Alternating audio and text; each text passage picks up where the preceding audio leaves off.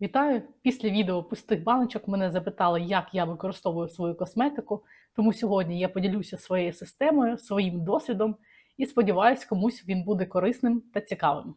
Мені подобається тестувати нову косметику, в мене багато косметики, і я змирилася з тим, що більшість з неї я не використаю.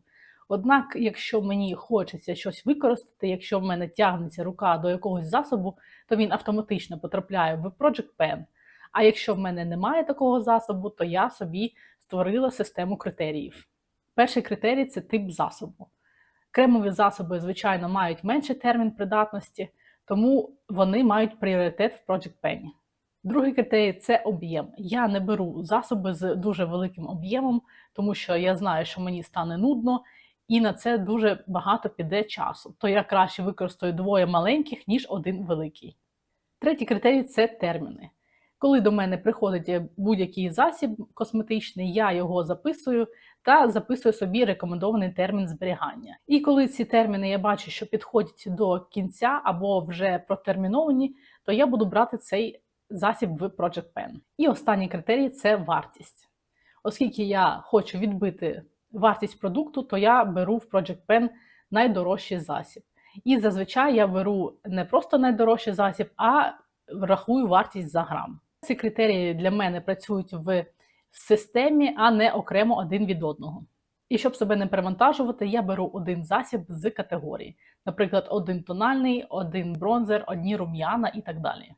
І коли я вже визначилася, які засоби я хочу брати в Project Pen, я їх перекладаю в окрему коробку.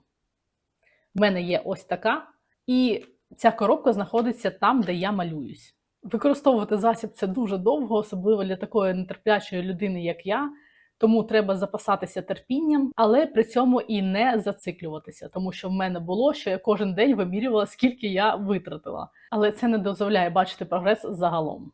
Мені подобається різноманіття, і мені швидко набридає користуватися однією тією самою косметикою.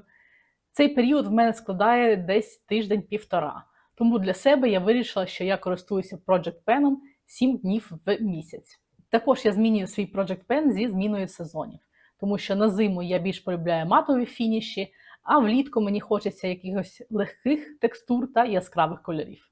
І якщо мені якийсь засіб не подобається по прямому призначенню, то я змінюю його функцію.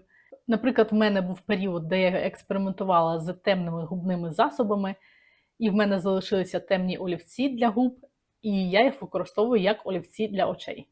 Також, якщо мені не подобаються помади на губах, зазвичай я їх використовую на обличчя, як кремові рум'яна. Також деякі нашаровують пресовані засоби на кремові засоби. Таких прикладів може бути дуже багато.